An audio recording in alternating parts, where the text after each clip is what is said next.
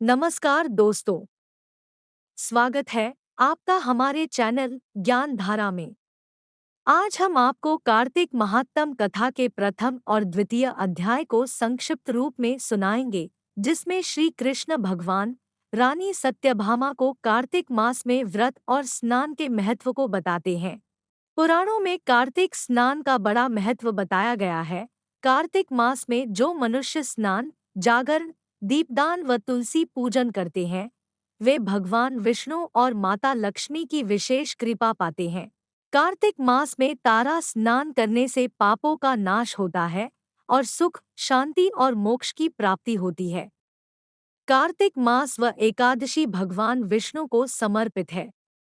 एकादशी व कार्तिक स्नान व्रत का पालन करने वाले मनुष्य अपने जीवन के सभी सुखों को भोगकर अंत समय में मोक्ष को प्राप्त करते हैं। कार्तिक मास में व्रत, स्नान व दान आदि धार्मिक कार्य करने वाले मनुष्य भगवान विष्णु के प्रिय होते हैं।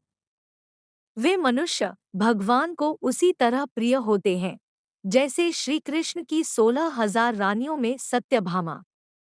पुराणों में वर्णित कथाओं के अनुसार जब सत्यभामा श्री कृष्ण से कहती है कि हे नाथ, मैंने पूर्व जन्म में ऐसे कौन से दान, व्रत या तप किए जिस कारण आपने मुझे अपनी सभी रानियों में श्रेष्ठ पद दिया, तब श्री कृष्ण सत्यभामा को उनके पूर्व जन्म का वृतांत सुनाते हैं और कहते हैं कि सत्यभामा, तुम सतयुग के अंत में मायापुरी नामक नगर में देव शर्मा नामक ब्राह्मण की पुत्री थी। देव शर्मा प्रतिदिन सूर्य पूजन व हवन आदि धार्मिक कार्य को किया करता था।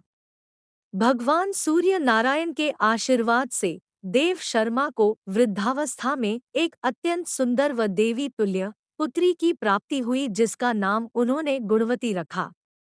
देव शर्मा ने अपनी पुत्री गुणवती का विवाह अपने चंद्र नाम के शिष्य से कर दिया।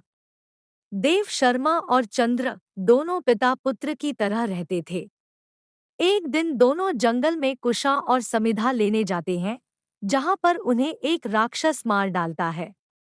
जब गुणवती को अपने पति और पिता की मृत्यु की सूचना मिलती है, तो वह शोक के समुद्र में डूब जाती है। उसके घर में पति और पिता के अतिरिक्त कोई और सदस्य नहीं था जिससे वह अपना दुख बांट सके। कुछ समय बीत जाने के बाद गुणवती ने अपना संपूर्ण जीवन प्रभु भक्ति में समर्पित कर दिया व भगवान विष्णु के प्रिय कार्तिक मास में तारा स्नान व एकादशी व्रत का पालन करने लगी। गुणवती ने भगवान विष्णु की भक्ति में तत्पर होकर अपनी इंद्रियों को भी वश में कर लिया था।